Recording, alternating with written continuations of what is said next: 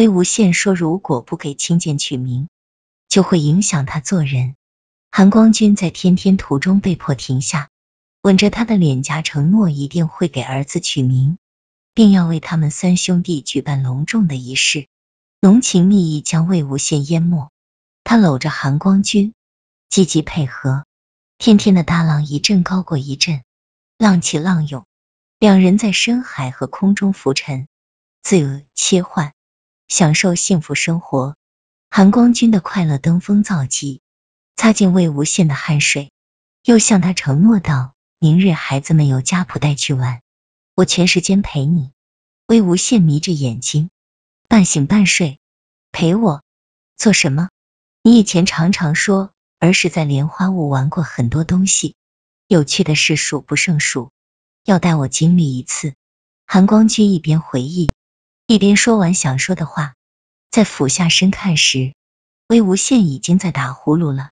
他抿唇一笑，抱起人的头往枕头上挪。魏婴，头枕高一点，你今夜竟然打呼噜。他刚刚躺下，魏无羡就依照感觉翻过身来，毛茸茸的头在他怀里拱，找了个舒服的位置枕好，手臂搂住他的腰。次日，魏无羡醒来时，窗边一片火红，他伸长手臂打哈欠。蓝湛，什么时辰了？快到午时。韩光君放下书，端着茶杯往他边走。魏婴，起来了，喝口茶醒醒瞌睡。韩光君把人抱起来，魏无羡就是枕在他心口上，蹭一蹭白衣边缝，捏捏白俊的脸颊。我该怎么办？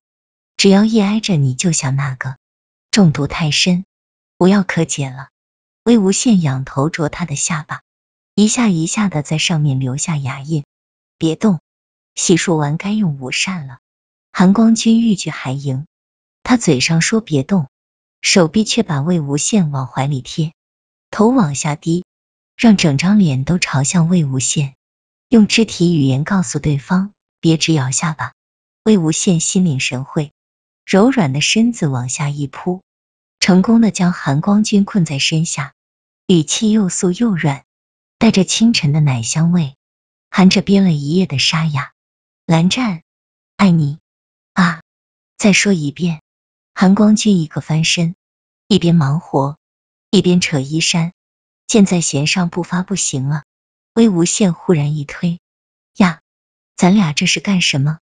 都要用午膳了还来一出，待会儿那么多家人看着，别往哪儿隔啊？外面有结界，他们进不来。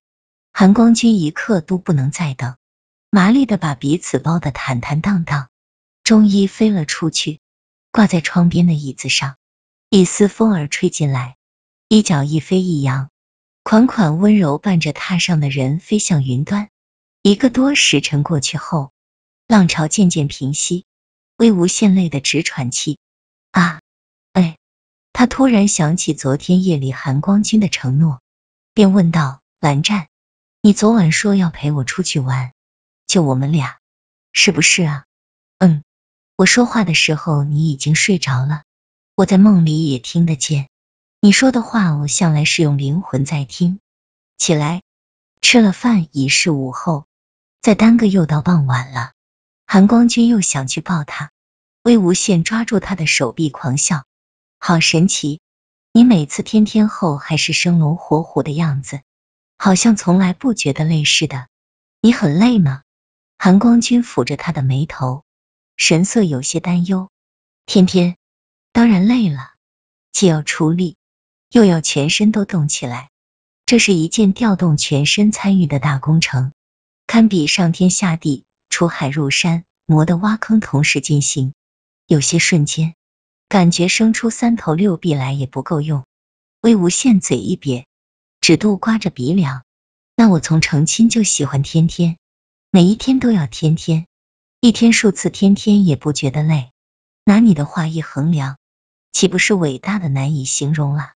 韩光君心想，望羡一家在莲花坞小住，个个欢天喜地，美食数不胜数，天天换着花样享用，教场又宽又大，肆意奔跑无拘无束，在莲花湖撒野，好玩又有趣。从早晨玩到天黑，羡羡兴奋的睡不着了，半夜3更抱着战战摇晃。哥啊，哥，你同我说句话吧，别闹，休想。战战身子一侧，躲开他的纠缠。我睡不着，睁着眼睛很难受。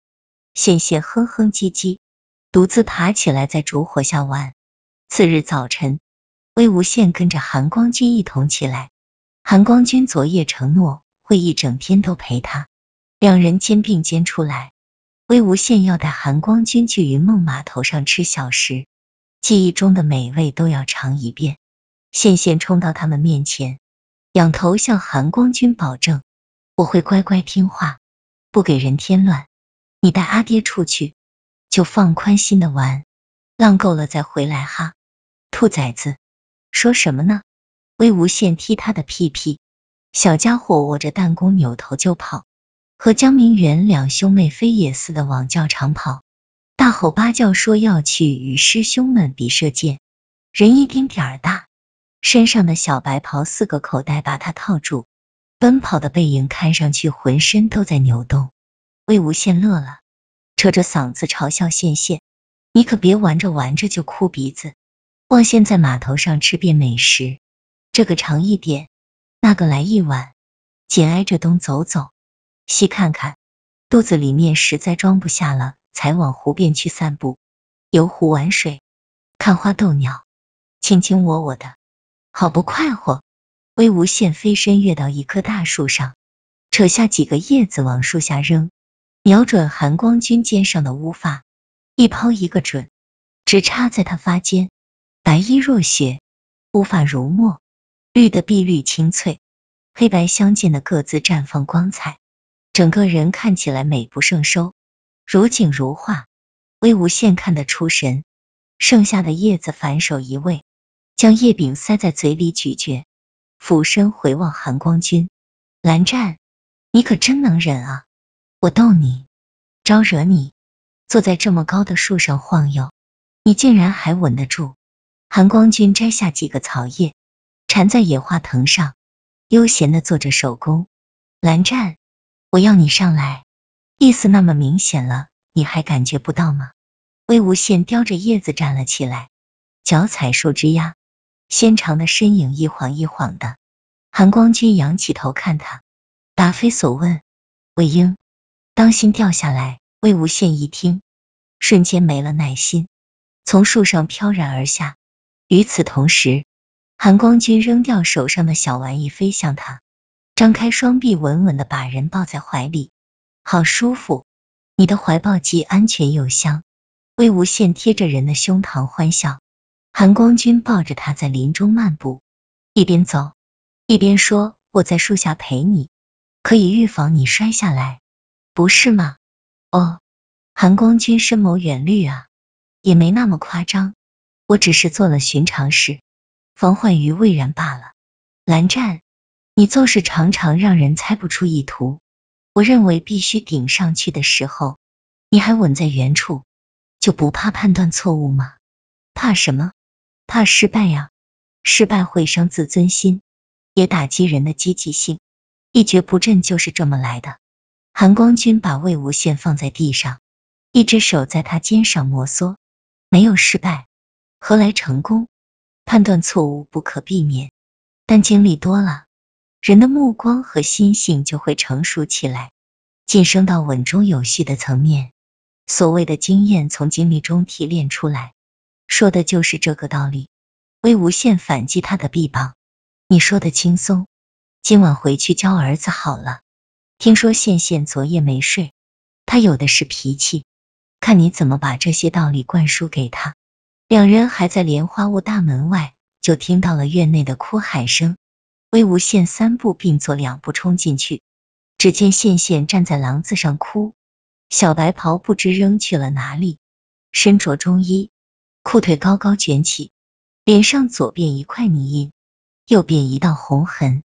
魏无羡憋住笑，故作严厉地教训他，出门在外衣衫不整，仪态尽失，像什么话？哇哇，哭声震耳欲聋，吵死人了。魏无羡提高音量，闭嘴，再吵就罚你去倒立，3个小时不许下来。